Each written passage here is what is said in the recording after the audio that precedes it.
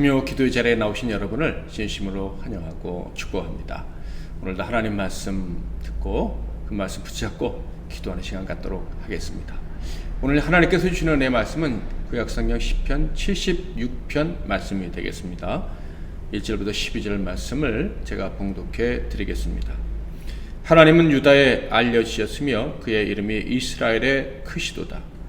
그의 장막은 살렘에 있으며 그의 처소는 시온에 있도다. 거기에서 그가 화살과 방패와 칼과 전쟁을 없이 하셨도다. 주는 약탈한 산에서 영화로우시며 존귀하시도다. 마음이 강한 자도 가진 것을 빼앗기고 잠에 빠질 것이며 장세들도 모두 그들에게 도움을 줄 손을 만날 수 없도다. 야곱의 하나님이여 주께서 꾸짖으심에 병과 말이 다 깊이 잠들었나이다. 주께서는 경외받을 이시니 주께서 한번 노하실 때 누가 주의 목전에 서리이까? 주께서 하늘에서 판결을 선포하시며 땅에 두려워 잠잠하였나니 곧 하나님이 땅의 모든 온유한 자를 구원하시려고 심판하러 일어나신 때로다. 셀라. 진실로 사람의 노여움은 주를 찬송하게 될 것이요 그 남은 노여움은 주께서 금하시리이다. 너희는 여호와 너희 하나님께 서원하고 갚으라. 사방에 있는 모든 사람도 마땅히 경외하리 에게 예물을 드릴지로다. 그가 고관들의 길을 꺾으시리니 그는 세상의 왕들에게 두려움이시로다. 아멘. 오늘은 사자굴이란 제목으로 하나님 말씀을 상고하겠습니다. 성경 말씀에서 사자라는 동물이 등장할 때 이것은 절대적인 힘을 가진 존재를 상징할 때 사자를 등장시키는 경우가 많이 있습니다. 시편 76편은 바로 절대적인 힘을 가지고 적을 물리치시는 하나님을 사자로 비유해서 노래하고 있습니다. 그러므로 이 절에 기록된 그의 장막이란 사자굴, 곧 절대적인 힘을 가진 분이 거하시는 곳을 가리킨다고 하겠습니다. 2절 그의 장막은 살렘에 있으며 그의 처소는 시온에 있도다. 그러니까 강력한 사자 같은 하나님께서 예루살렘 성전에 계시다는 거예요. 그렇다면 그 성전에서 하나님을 예배하며 그의 백성이 된 사람들은 세상에 두려워할 것이 아무것도 없겠죠. 맞습니다. 세상을 두려워하지 말고 하나님을 의지하는 가운데 늘 담대하게 살아야 할 것이에요. 그것이 왕이신 하나님을 기쁘시게 해드리는 것이죠. 이 시에서 강조하는 바는 분명합니다. 바로 강력한 사자와 같은 하나님께서 우리와 함께 계시며 그 사실을 아는 너희들은 절대 두려워하지 말고 언제나 담대해야 한다는 거예요. 그래서 이 시는 이러한 선언으로 시작이 됩니다. 1절 하나님은 유다에 알려지셨으며 그의 이름이 이스라엘에 크시도다. 유다 곧 하나님께서 택하신 이스라엘 백성들은 이미 하나님에 대해서 잘 알고 있다라는 것이죠. 하나님은 사자와 같은 절대적인 능력자시라는 것, 용사라는 것, 그러므로 하나님이 우리들을 위해 싸우실 것이다. 그것을 우리가 이미 알고 있다라는 거예요. 기이한 승리를 경험한 것이 한두 번이냐라는 얘기죠. 3절 거기서 그가 화살과 방패와 칼과 전쟁을 없이 하셨도다. 셀라. 이런 하나님이 함께 하심으로 말미암은 승리는요 계속되어 왔고요. 그래서 75편에서는 기이한 일이다 라고 표현했었죠. 75편 1절 하나님이여 우리가 주께 감사하고 감사함은 주의 이름이 가까움이라 사람들이 주의 기이한 일들을 전파하나이다. 이어지는 4절에서부터 10절에서는요 하나님의 백성들이 이미 경험한 그 기이한 승리들에 대해서 다시 한번 이야기하면서 기억할 것을 요청하고 있습니다. 시인이 기억하라면서 알려준 과거의 사건들은요 말 그대로 기이하고 놀라운 승리의 사건들이죠.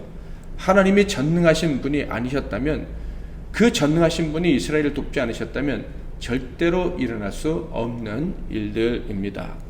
4절부터 6절을 먼저 보면 이때의 사건은 마치 히스기야 시대 아수르와의 전쟁 때를 묘사하는 것처럼 느껴집니다.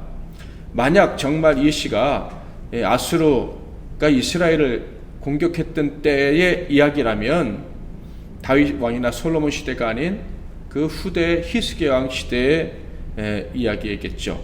그렇다면 이 시의 저자는 아삽이라고 볼 수 없고 아삽의 후손이다라고 봐야 옳을 것입니다. 실제로 시편 73편부터 83편까지는 이 아삽의 시들이라고 할 때 그 저자가 아삽도 있고 아삽의 후손도 있다 이렇게 보기도 합니다. 물론 히스기야 때가 아니라도 상관이 없죠. 하나님이 도우셔서 이긴 승리는 언제나 그때처럼 귀한 승리의 연속이었기 때문입니다. 4절부터 6절을 볼까요? 주는 약탈한 산에서 영화로우시며 존귀하시도다.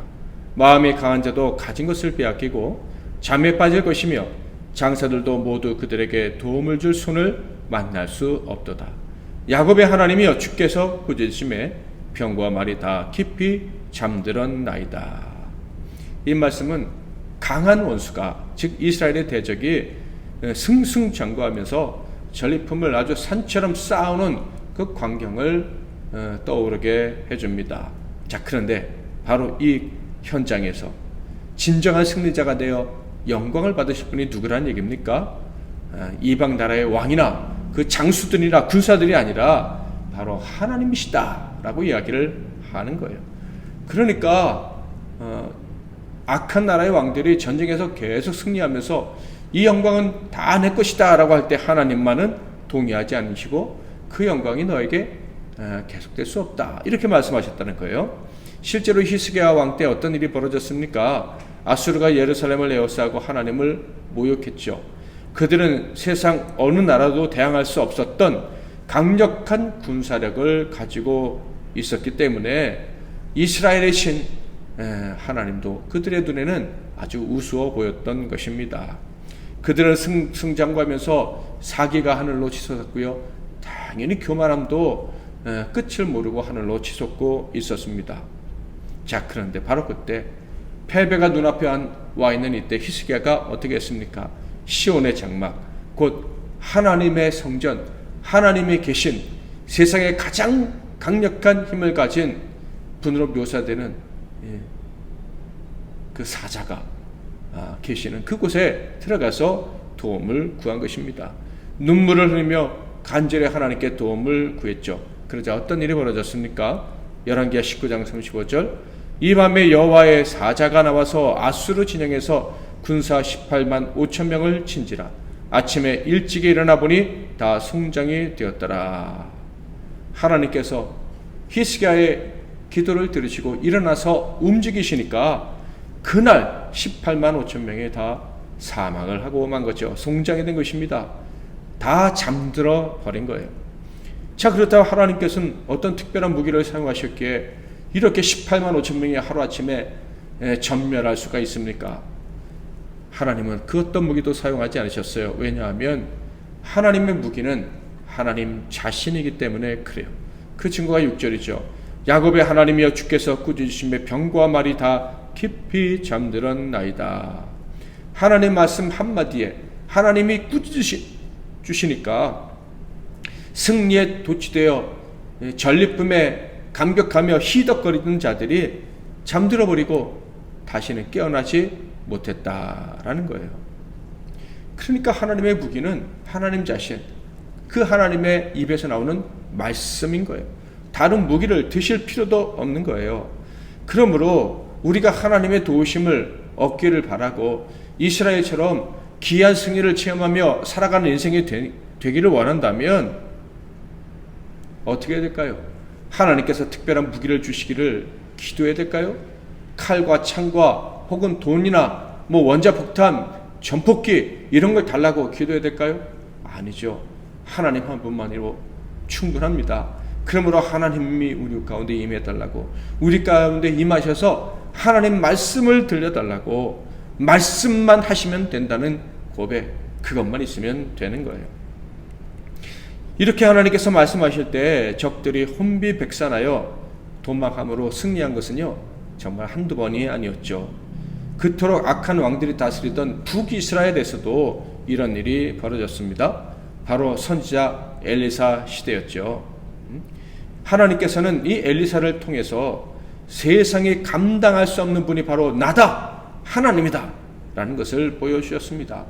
사자와 같이 그 굴에서 나오면 그 누구도 대항할 수 없는 강력한 힘을 가지신 분이라는 것을 말씀해 주셨어요. 아람왕 베나닷이 사마리아를 에워싸고 오랫동안 그 성사람들을 말려 죽이는 전술을 쓰고 있었습니다. 그러자 극심한 기근에 성 안에 있는 사람들은 절망에 완전히 사로잡혀 있었죠. 자, 그런데 그때 하나님께서 일어나셔서 맹렬한 소리를 내셨습니다. 그러자 어떤 일이 벌어졌습니까? 칼을 드신 것도 아니고 창을 드신 것도 아니고 대포를 쏘신 것도 아니었습니다. 열왕기하 7장 6절 7절을 볼까요? 이는 주께서 아람 군대로 병거 소리와 말소리와 큰 군대의 소리를 듣게 하셨으므로 아람 사람이 서로 말하기를 이스라엘 왕이 우리를 치려 하여 헷사람의 왕들과 애굽 왕들에게 값을 주고 그들을 우리에게 오게 하였다 하고 해질 무렵에 일어나서 도망하되 그 장막과 말과 나귀를 버리고 진영을 그대로 두고 목숨을 위하여 도망하였습니다. 하나님께서 한 소리를 내시니 적들이 너무 놀라서 도망하는데 모든 소유를 버리고 다 도망했다는 거예요. 무기와 식량, 그리고 그들이 지금까지 남들에게 뺏어온 그런 전리품까지 다 그 자리에 놓고 그냥 거의 벌거벗은 채로 도망갔다라는 거예요. 그리고 바로 그 순간부터 사마리아에서는 공포가 사라지고 그 배고픔도 사라지고 평화가 찾아왔다. 이것이 성경에 기록된 이스라엘의 분명한 역사입니다. 사람들은요, 하나님은 보이지 않으시니 우리와 관련이 없고 그냥 깊은 곳에나 혹은 너무 높은 곳에 계신다라는 헛된 망상을 하는 경우가 많습니다. 그러나 이스라엘은 분명히 경험했습니다. 하나님께서는 언제나 우리 곁에 계시다. 즉 시온에 있는 성전에 있는 그 사절과 같은 곳에서 강력한 힘을 가지고 우리와 함께 계신다. 그리고 때가 되면 우리를 도우시기 위해서 포효하시며 일어나신다. 이것을 이스라엘은 수없이 경험했습니다. 저와 여러분도 이미 경험했고 지금도 경험하며 살아가고 있지 않습니까? 그래서 하나님은요, 반드시 우리를 돕기 위해 일어나신 후에 적들을 판단하시게 됩니다. 하나님께서 적들을 향해서 한 말씀 하시면 네가 틀렸다, 네가 왜 내 백성을 괴롭히느냐 라고 하시면 그 어떤 강력한 적도 하나님 앞에서 고개를 들 수가 없고 무서운 심판 앞에 떨게 된다는 것, 우리는 잘 알고 있습니다. 이스라엘 백성들은 수없이 경험해서 알고 있고요, 우리는 말씀을 통해서 알고 또 우리 역시도 경험을 통해서 잘 알고 있습니다.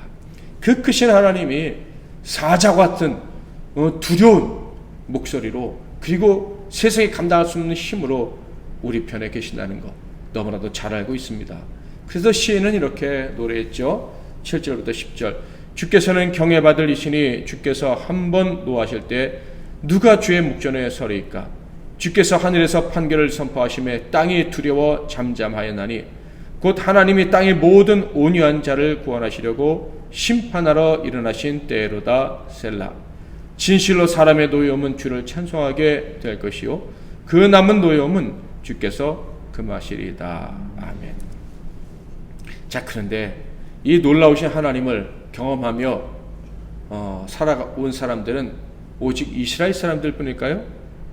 그런데 성경을 보면요, 놀랍게도 대적들도 하나님이 두려우신 분이라는 것을 잘 알고 있습니다.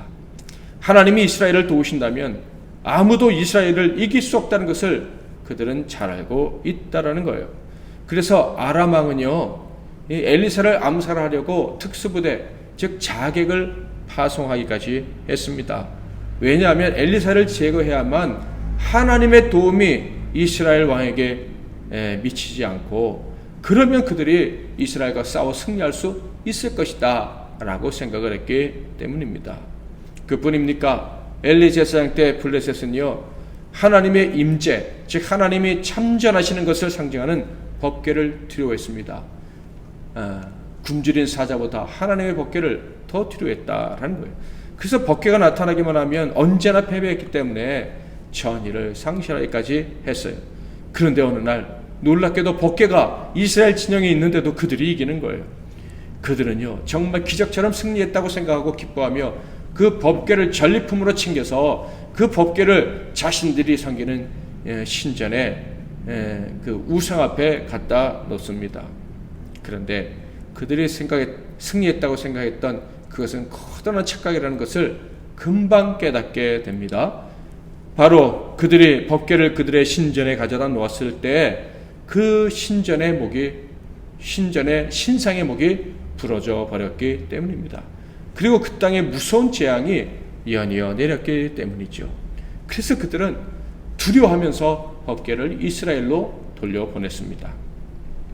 성경을 읽으면서 참 이상하다고 생각되는 부분이 바로 이런 점이죠. 하나님의 백성들이 하나님을 두려워한다는 것, 그것은 충분히 이해할 수 있는 얘기인데, 하나님을 대적하는 자들도 하나님을 두려워한다. 이게 참 신비한 일인 거예요. 두려워할 수 있어요. 근데 그렇다면 덤비지 말아야지. 두려워하면서도 하나님 편에 서기보다는 계속해서 하나님을 대적하는 편에 섰다가 모든 것을 다 잃을 때까지 포기하지 않고 하나님과 하나님의 백성들을 공격하다가 망한다는 거예요. 그 대표적인 예가 애굽 왕 바로 아니겠습니까? 10번의 재앙으로 나라가 쑥대밭이 됐습니다. 그런데도 또 다시 이스라엘을 공격하다가 그의 군대를 홍해에 수장시키고 만 사람이 바로 바로입니다.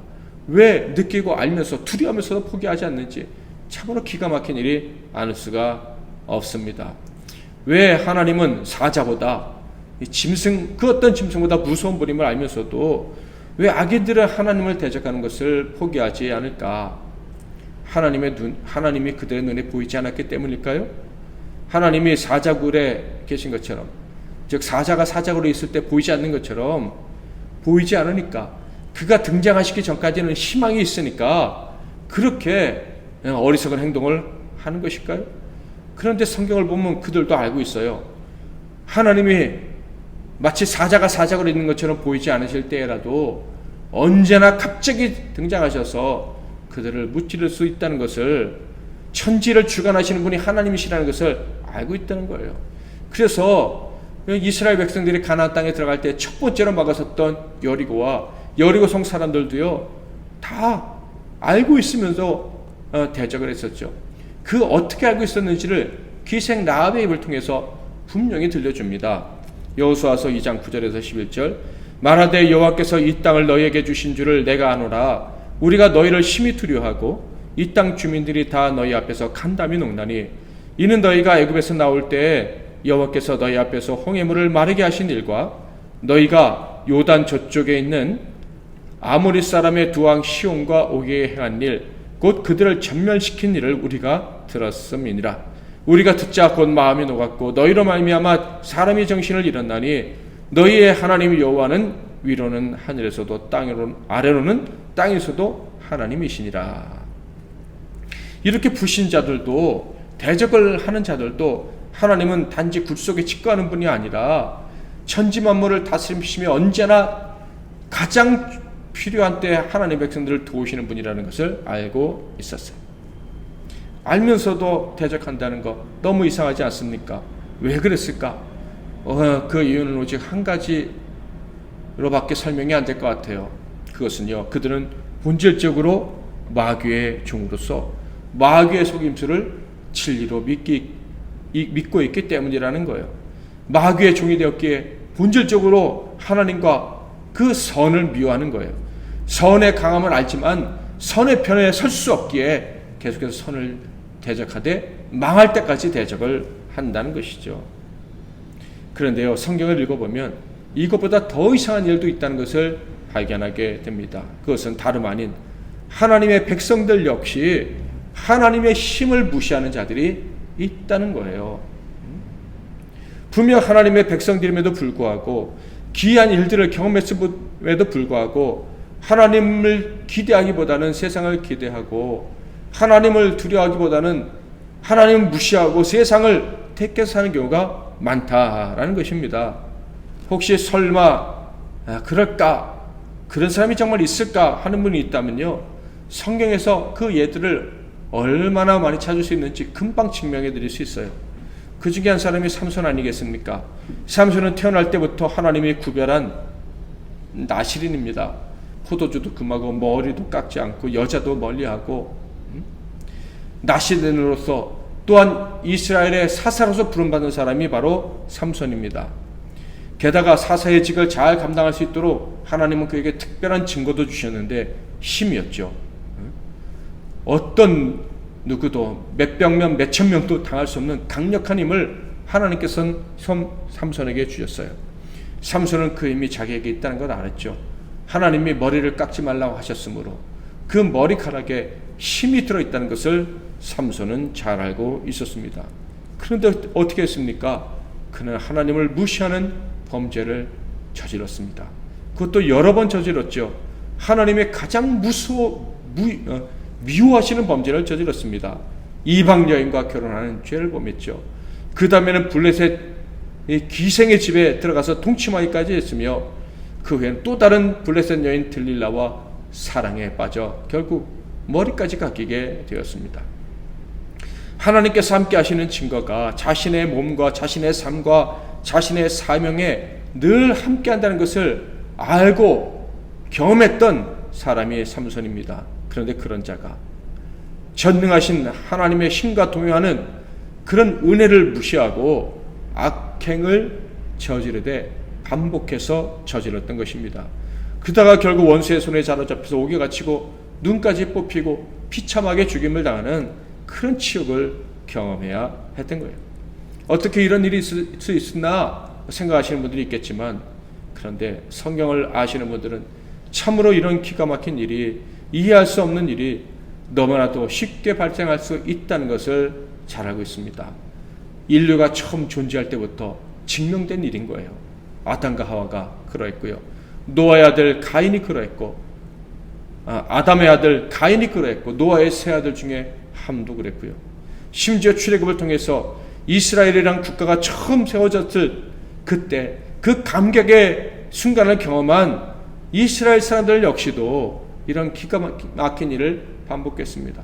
하나님이 힘이 되시는 것, 하나님만 의지하면 된다는 걸 알면서도 그 힘을 무시하고 우리는 메뚜기와 같다고, 우리는 애굽으로 돌아가겠다고, 바로 밑에 있을 때 우상 숭배하던 때가 더 좋았다는 막말을 서슴지 않았던 것입니다.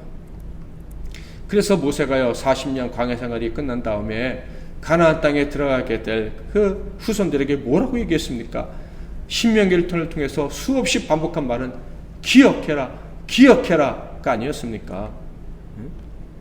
너희 하나님은 강하시고 그래서 너희 역시 강하다는 것을, 세상에 너희를 이길 수 없다는 것을 절대로 잊지 말라. 다시는 우리가 메뚜기 같다는 말 하지 말라. 그것을 목숨을 걸고 교훈하고 그리고 혼자 천국으로 올라갔던 건 아닙니까? 이스라엘 백성들이 얼마나 잘 잊으면 이런 말을 유언으로 남겼을까? 그런데 여러분, 그때에도 그런 교훈을 잊는 사람들이 많았다면 오늘날은 어떠할까요?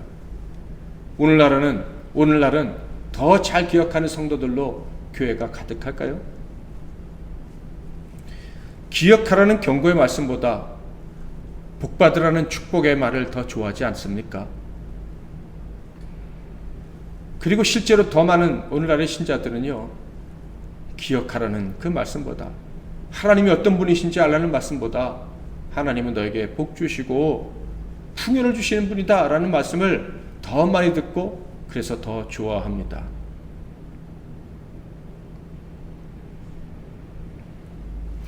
혹시 그들에게 너희 하나님은 시온에 계시다, 사자굴에 있는 사자처럼 하나님은 시온에서 너희를 돕기 위해 계시다 라는 말을 듣는다면 오늘날 신자 중에서 사자굴에서 하나님이 나오시지 않을 거야 라고 생각하는 분은 없을까 라는 생각도 해봅니다. 하나님이 돕지 않으실 거야, 사자굴에서 나오시지 않을 거야 라고 생각하고 세상과 타협하고 세상에 비굴하게 행동하거나 세상 사람들처럼 교만하게 행동하는, 그리고 삼손처럼 방탕한 삶을 사는 사람은 없는가? 그래서 결국 두려움에 매여 사는 사람은 없는가? 라는 생각을 해보게 됩니다. 이런 삶을 살아가는 신자가 있다면 정말 이상한 일이겠지만, 그러나 실제로 그런 일이 일어나고 있다는 것을 우리는 알기에 참으로 안타까움을 금할 수가 없습니다. 불신자들이 하나님을 두려워하면서도 대항하는 것보다 신자들이 하나님을 알면서도 하나님을 두려워하지 않고 의지하지 않고 사는 것은요, 더더욱 기가 막힌 일입니다. 그러므로 우리는 정신을 차리고 우리 자신을 되돌아볼 필요가 있겠습니다. 정말로 나는 하나님만을 의지하며 살아가는 참된 신자인가? 하나님의 도우심을 의심하지 않고 믿으며 살아가고 있는 사람이 맞는가? 자신을 돌아봐야 할 것입니다. 조금 살만하면 또다시 세상으로 눈을 돌리거나 혹은 너무 어려우면 쉽게 세상과 타협하는 그런 삶을 반복하고 있지는 않는지 자신을 돌아보고 정말로 그런 악한 습성에서 완전히 벗어날 수 있는 저와 여러분이 되기를 바랍니다. 모세의 교훈을 기억하고 늘 하나님만을 바라는 참된 신자로서 이 마지막 때 하나님을 기뻐하는, 하나님이 찾으시는 그 남은 사람이, 남은 자가 되어야 할 것입니다.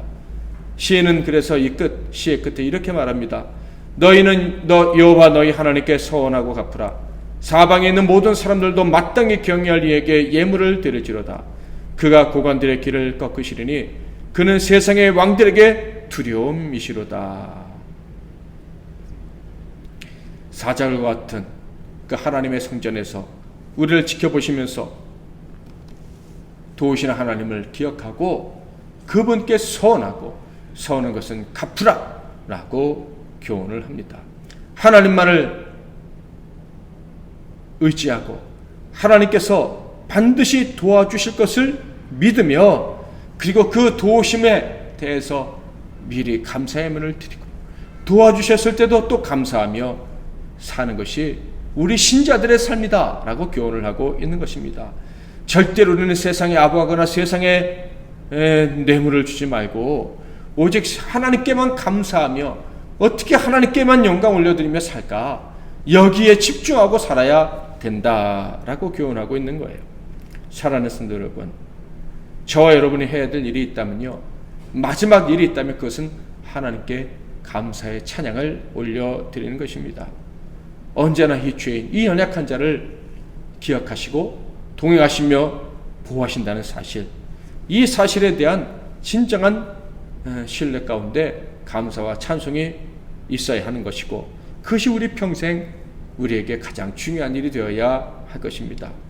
누가 뭐라 해도 하나님은 주무시지 않고 우리를 지켜보시며 가장 필요할 때 우리를 도와주시는 우리 아버지이십니다. 이 사실을 기억하고 또 기억합시다. 우리 하나님 때문에 세상이 우리에게 결국은 항복하게 될 것이다.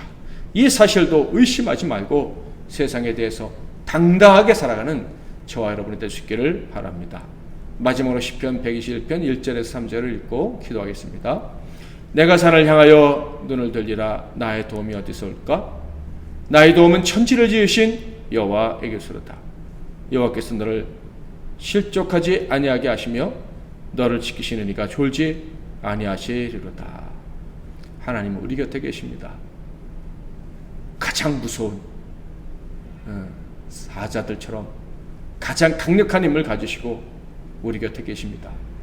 사람들은 하나님이 깊은 굴에 계신 것 같으니 보이지 않는다고 우리를 우습게 여길지 모르지만 우리는 압니다. 언제나 하나님이 때가 되면 뛰어나오셔서 우리를 도우실 것이라는 것, 이것을 믿는 믿음으로 찬양하고 기도하겠습니다. 하나님은 너를 지키시는 자, 하나님은 너를 지키시는 자, 너의 우편에 그늘 되시니 낮의 해와 밤의 달도 너를 해치 못하리.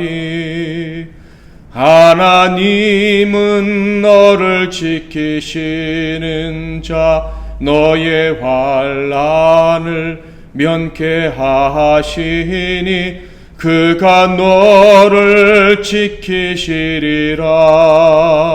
너의 출입을 지키시리라. 눈을 들어 산을 보아라. 너의 도움 어디서 오나. 천지 지으신 너를 만드신 여호와께로다.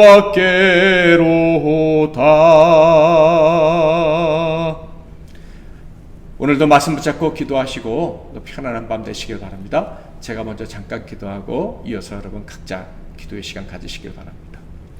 하나님 아버지, 세상 사람들의 눈에는, 때로는 우리의 눈에도 하나님은 보이지 않으셔서 마치 돕지 않으실까 생각될 때도 있지만, 사자굴에 있던 사자가 언제든지 뛰어나와 그